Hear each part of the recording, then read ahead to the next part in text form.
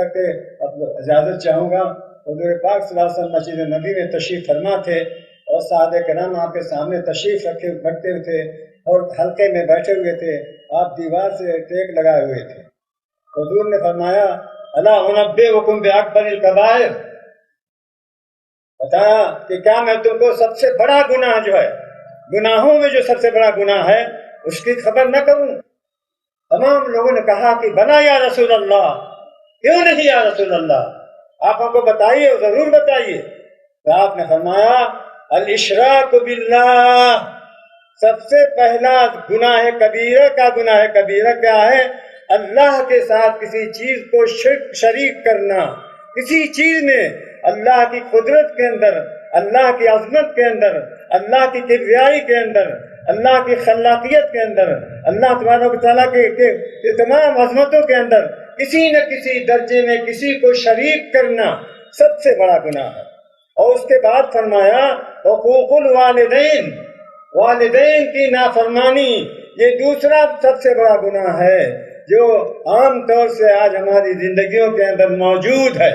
اور اس سے صاف ظاہر ہوتا ہے کہ حقوق العباد کی کیا اہمیت ہے۔ کہ اللہ تعالیٰ نے پہلے اپنا حق بتایا، حضور پاک صلی اللہ علیہ وسلم نے اللہ کا حق بتایا کہ اللہ کی توحید،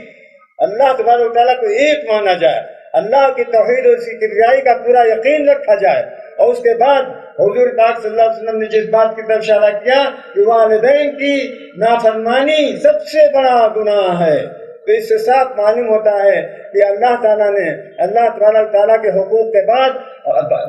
عباد کے بندوں کے حقوق کا بہت اہم مسئلہ ہے، جس کو ہم بہت زیادہ بڑی حد تک بھولے ہوئے ہیں۔ ہمیں ان باتوں کو یاد رکھنا چاہیے۔ اور پھر اس کے بعد جو تیسری بہت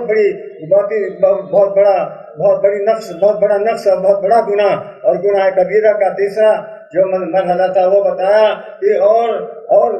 شہادت الزور وقول الزور وشہادت الزور وقول الزور وشہادت الزور وقول الزور وما زال يكررها حتى قلنا ليته سكت، برابر اسی کو فرماتے رہے، جھوٹی بات جھوٹی گواہی، جھوٹی بات جھوٹی گواہی، اتنی بار فرمایا کہ لوگ کہتے ہیں کہ ہم نے کہا، صحابہ کرام نے کہا کہ کاش اب آپ خاموش ہو جاتے۔ میرے بھائیو اور دوستو، اس بات کی طرف اس میں غور کرنا چاہیے۔ اس عظیم شان کانفرنس کا بہت بڑا مقصد ہے کہ ہماری اصلاح کس طرح ہو، ہمارے اندر جو کمیاں ہیں ان کمیوں کو ہم دور کریں، تاکہ جو لوگ ہمارے بارے میں جو ہمارے پر جو الزام لگا رہے ہیں یا ہم کو جو دعوت دے رہے ہیں غلط قسم کی، ان دعوتوں سے ہم اپنے آپ کو بچائیں اور اپنے دین کی جو خوبیاں ہیں ان کو ہم عملی طور پر ان کے سامنے نمونے کے طور پر پیش کریں۔ یہی ایک سب سے بڑا حل ہے کہ ہماری زندگی کے اندر نمونہ پیش ہو، جس کہ حضور پاک صلی اللہ علیہ وسلم کی زندگی کے اندر اللہ تعالیٰ نے اسوہ رکھا تھا اور فرمایا تھا لقد کان لکم فی رسول اللہ اسوۃ حسنہ لمن کان یرجو اللہ والیوم الآخر وذکر اللہ کثیرا۔ کہ حضور پاک صلی اللہ علیہ وسلم کی زندگی کے اندر بہت بڑا قدوہ اور نمونہ ہے۔ وہ نمونہ کن لوگوں کے لیے ہے؟ لمن کان یرجو اللہ، جو جس کا تعلق اللہ تبارک و تعالیٰ سے ہو اور یوم آخر قیامت پر اس کا یقین ہو اور اللہ تعالیٰ کا ذکر کرتا ہو، اللہ کے ذکر سے کبھی غافل نہ ہوتا ہو۔ میرے بھائیوں، میں اس بہت ہی شکر گزار ہوں کہ مجھے آپ نے اس کانفرنس میں حاضر ہونے کا اور آپ کے سامنے ایک طالب علم کی حیثیت سے کھڑے ہونے کا موقع دیا۔ میں مولانا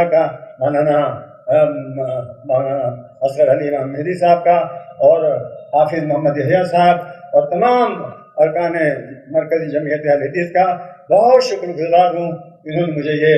یہ موقع عطا فرمایا اور مجھے حاضر ہونے کی توفیق عطا فرمائی۔ میں سننے کے لیے آیا ہوں اور سننا چاہتا ہوں، بس اسی طرح